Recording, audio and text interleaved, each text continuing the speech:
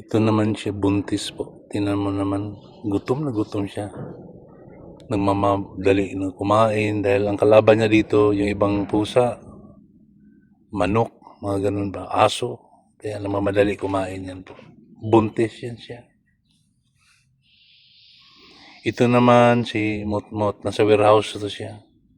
Nagiging close kami nito dahil may inilagay kasi sa liig nitong mga pinaglaruan to eh. May nilagay sa liig na nasugat na siya na hindi matanggal at natanggal ko kaya naging close kami. Ito naman sa warehouse din. Itong nanay nito dala ni Motmot dito. Yung Motmot yung kumain kanina. Dinala niya yan, naging asawa niya hanggang nanganak na sila. 3 anak.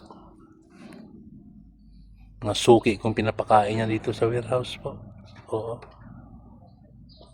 3 ng anak oh. Ang lalaki na. Magti 3 months old na yung mga anak niya. Sa lahat ng kikitain po nito sa TikTok po ay ipamahagi ko sa mga needs sa mga cats po. Oo. So, order na kayo kahit pa isa-isa lang po para masustain ko yung pagpakain sa kanila po. Oo. Hindi biro ang pagpapakain sa mga pusa. Oo. Lalo na ngayon ang mamahal na.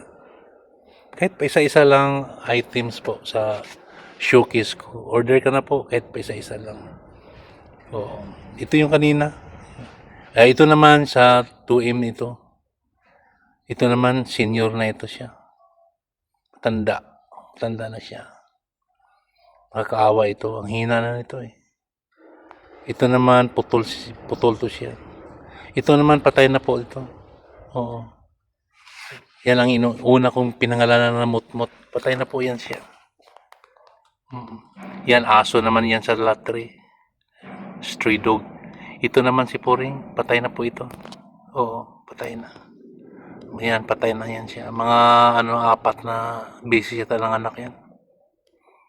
Ito, stray dog, may problema sa mata. Oo. May mga pinapakain ko na nagbibilang ng taon. Yung iba months, yung iba pasulpot-sulpot lang. Ito, aso na yan, ginamot ko rin yan. Binilhan ko ng sa mata yan. Oo, binilhan ko ng sa mata. So each time you order from my yellow basket, from my showcase, you give them a part of your heart. Salamat po. Tulungan mo po ako para masustain kong pagpapakain sa kanila po. Kahit pa isa-isa lang na items po. Oo, malaking tulong na po yun kahit isang items lang po. Oo. Mga stray cats na nasa salubong ko. Ito yung senior na po, matanda na po ito.